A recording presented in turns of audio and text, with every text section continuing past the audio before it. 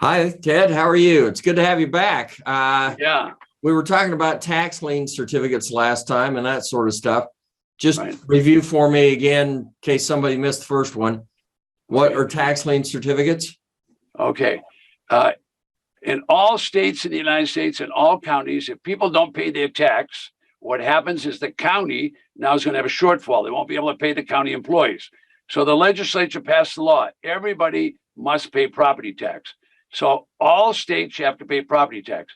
In half of the states, if you don't pay your property tax, they're going to issue a tax certificate. I'm going to just show you. It's just a piece of paper issued by the county. All right. So that piece of paper, if you go in and buy a tax lien certificate, buy the certificate, you're going to earn interest on your money. So it's an alternative investment for people that want a safe, secure investment. So you can't buy them from me. You invest in the government, you get the money back from the government. So that's what a tax lien certificate is. Now you have no rights to the property when you buy a tax lien certificate. You can't go on the property, you can't bother the owner, you can't do anything else. All you bought was a county certificate that's going to pay you, depending upon the state, 16, 18, 24, up to 36% interest. So that's a tax lien certificate. But So all of the states and all of the counties can sell tax defaulted property. And that means same thing. People didn't pay the property tax. So in a place like Texas or California or Washington State or New York, if you don't pay your property tax, the local government, meaning the tax collector and the treasurer, the treasurer's got the most power, they will come in and they will confiscate the property. And when they do that, they're going to push you off the property and they're going to resell it. And the starting bid is going to be very close to the back taxes. And they delete the mortgage and the deed of trust. So that's what the business is. You can buy tax defaulted properties for 10 and 20 cents. You can buy tax liens for $2,000 all the way to $2 million. this is kind of cool. I mean, I was a Series 7, which is the big boy, securities advisor and for almost 30 years. They never taught us about this. My brokers never talked to me about it. I'm sure nobody's brokers ever talked to them about it. What's the scoop? Well, the challenge is it's difficult for people to understand this, but everything in the United States has to do with money. So there is no commissions paid on tax certificates. So your attorney probably won't sell you any tax certificates unless you go there and get instructions and then they'll help you, but they're going to charge you by the hour. So a broker, they don't even teach them about it because there's no commission. So how is whatever the brokerage company is going to make money? You just hit it. The broker doesn't have the commission, so why pay about it? I mean, Exactly. if you go with your broker, you're going to be broker. I'll guarantee that every time. That's right. You're going to be broker. That's right. That's the way it works. So I've got a lot of Canadian clients, actually, students. Can they do this, or do you have to be a U.S. citizen to do this? No. Canadian citizens love this. Okay. Actually, anywhere they speak English, or you can work with American domination in dollars, you can do this. So I have clients in Singapore, I have in Australia, the Kingdom, but most of them come from Canada. All right. So the Canadians love this because you can sit at home in Canada. I'm going to give you an example before we finish of clients that are sitting in their basement. A lot of people in Canada have a basement because a nice warm place in the winter, and they have an office with their computers and so on, and they buy online in the United States. All right. So the tax lien and tax deed business is pretty much online now. So you can buy from all the countries that I've just mentioned. So any Canadian that wants to get involved, now's the time to start. On our last interview, you talked about tax default properties. Now you're talking about tax liens. Which one do I want to do? Okay, if you're really conservative, you got a lot of gray hair, your grandmother and grandfather. No, I just don't have much hair anymore. Tax lien certificate because they're very conservative. So here's what happens with the tax lien certificate. You take your money out. Then what you do is you invest it directly with that county. Okay, the county takes your money and they, in return, send you a certificate. All right. Now the certificate, you just take the certificate. It's a passive investment and you put it on your desk and then you sit on your rusty dusty. There is no work to do because the government is waiting for the people to pay their tax. When the people do pay, their government will get their check. They'll forward a check to you. You get 100% of your money back and then the high interest rate. I'd say 95, 97% of all these certificates are going to pay you. And those are the numbers I get from the county. So you're going to get I said, a very conservative investment. Tax deeds, on the other hand, are you going to get real estate? So that's a real estate play. And what does that mean? That means you're going to get a slightly used and abused property. There's a lot of junk in that business. You don't want to buy that. But there are other properties that just need to be painted and cleaned up. So you need to understand the real estate business so you can buy them for 10 and 20 cents on the dollar, sell for anything you want. So I'm buying a piece of real estate. I need to pay attention to what it is actually. Exactly. But if I'm buying the tax lien certificates, I don't really care what condition the property's in.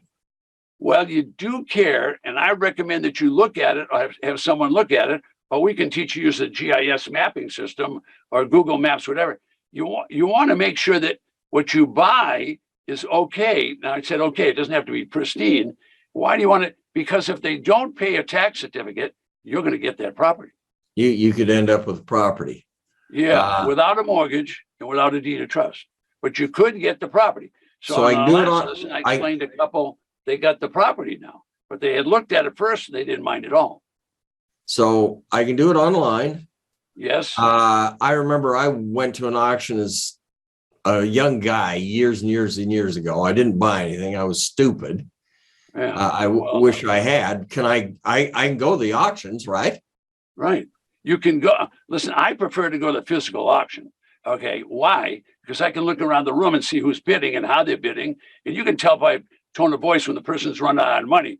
They bid 9,000 and the next bid is 9,100. Well, you know, that guy's run out of money. That guy's you want to come up with. Yeah. Yeah. So you know when to bid and when not to bid. Because go ahead. Sorry. Yeah, I was just going to say, you make your money in this business when you buy at the auction. They're easy to sell. If I can buy a property 10 cents on the dollar and it's worth $100,000, all that margin belongs to me. So what I'm going to do is if I buy the 10 cents, I'm going to sell it at 50 or 60 cents right now because there's all those fixer-uppers and flipper guys looking for property. So I just want to get rid of it. Do I do the big ones or the little ones? Well, start with the smaller ones because you want to make sure you know what you're doing. And then, or if you get a coach, one of our coaches will guide you through it. Listen, I have clients. Oh, here, let me tell you about a Canadian investor. Guy lives in Regina, Saskatchewan. Regina's with an R, okay? So you can giggle about that if you want. All right. So he buys property in the United States with following the steps that I've showed him to do. He started out in Riverside County. I had him buy just a residential lot. He bought it. He went to the broker and said, look, I bought it at X, sell it here. So he did, made $20,000. The next one he bought in Washington State. He made over $130,000. Let me just show you that video. You'll be surprised. My name is Kelly Osmack and I'm from Regina, Saskatchewan. I'm a Ted Thomas student. I had purchased a lot in Riverside County, at Riverside. I purchased it for $35,000 and after I got my title, I listed it. It was listed for a month and I got a full cash offer of $55,000 US. After that deal, I went to the Kitsap County in Washington and purchased a 5-acre parcel in Kingston, and I paid $131,000 for that property. It had a 1,300 square foot manufactured home and a barn on the property. Really nice property. I had it listed at $280,000 and I received a full price offer in 4 days. I went back to Riverside because it's a great place. I love Riverside for whatever reason. In May, I bought another property. It's in Desert Hot Springs. It's another 5-acre parcel. It's awesome. Yeah, I bought this property for $177,000. 5 acres of land. There's this house. There's another 900 square foot nanny mother-in-law house. There's outbuildings. It's a beautiful property.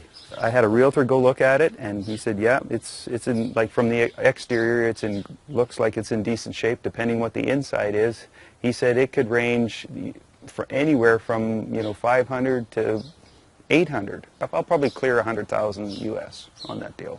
I've never left my basement office, ever. All right, now there you have it. So he bought the first property. He bought it online.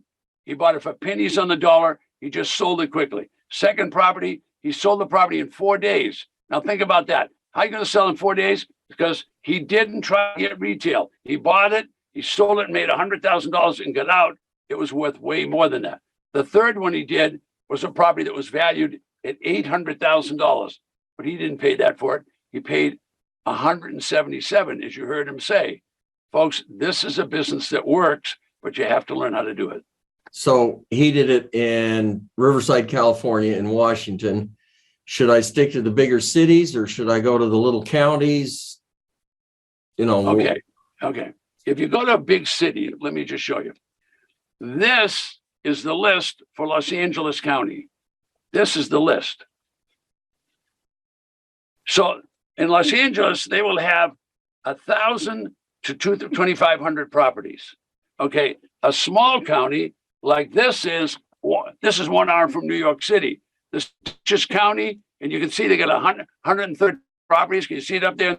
113 properties. Every one of those properties, this is the brochure. I just printed this off the internet, and it shows you pictures of it and gives you a description. But you don't want to buy from that. You want to go there. I mean, these are properties, these are colonial houses that have values of $400,000, and people buy them for $100,000. I mean, I bought online in New York. I spent $140,000 for the house, and months later sold it for $280,000. You can do that, and you can do the whole damn thing online if you want. So I'm just showing you, this is just 2 counties. There's 3,000 counties in the United States. So there's a ton of tax certificates, tax liens. Over a million tax defaulted properties. The state of Florida has 1 million tax certificates. It's huge. There's so much abundance. Listen to my words. You won't believe me. They can't sell them all. I was going to never say, are able to sell them. There's always leftovers. What happens if they don't sell them? They put them on a leftovers list. We teach people how to buy them on the leftover. There's no bidding on the leftovers business. You just go there and bid the minimum and you get it. So is there a minimum? Yeah, the county is selling the property for one reason only. Property taxes pay the county employees, pay to fix the roads, pay for the school teachers, pay for the police department, pay for the firefighters. All right, so the county is selling this property to get the money to pay them. The county doesn't want the property. So they can start the bidding at just the back taxes. That's all they want. Why do tax lien certificates if I can get the tax deeds, the property itself? Why not just, there's more money in the property, isn't there? You and I are people of means. We can take care of ourselves. We've already worked 50 years of our life, so we have substantial bidding money to do that. But the little guy, we teach people from Wisconsin to go over to Michigan and buy used and abused houses. They're worth 50 and 60,000. They buy them for 8,000 and sell them for 30,000. And they make themselves 25 grand. So you can do whatever level you want. So if you and I'm not going to go buy a house where I'm going to make $20,000. I don't want to be at that level. But I'll go to this auction all day long because they'll have, of the 113 properties you see on that list, there'll be 25 of those that are big colonial houses. Now, look, you're not going to buy a big colonial house and put a Band-Aid on it and sell it. It's going to take major surgery. You know, you're going to have to do life-saving surgery. You're going to have to put a roof on it. You're going to have to fix it. But it's probably setting on 4 acres with big oak trees and a big circle driveway. So it's for the big boys. So this business is for the big boys, but I can't sell just to the big boys because nobody will get started. So I have to show the little deals at the same time. Okay, cool. Yeah, now you're going to show us in a 1-day seminar, are you? Or all right. Zoom So what we meeting, do is every month we speak to people like yourself and say, if you want to send your clients to us, they can come to our event and they can stay with us all day. Now there's no pitch all day long. Or the only time they ever can find out about the products that we sell is the last 15 minutes. Meanwhile, what we've done is we start at 11 o'clock in the morning. We're going to go all the way to 5 o'clock. And I bring different coaches that work for me into the class. And we teach them how to buy tax liens, how to buy tax deeds, how to do everything that they need to know to make a decision. they can do that in that 6-hour class. So we'll have, like this next class that's coming up, you'll miss it, but you'll be in the October class. All right, we will have, round numbers, 120 to 150 people show up for the class. And that happens every single month. Let's take a break, and we'll come back and we'll give you a third lesson in just a couple of minutes. All right. Thanks, Ted.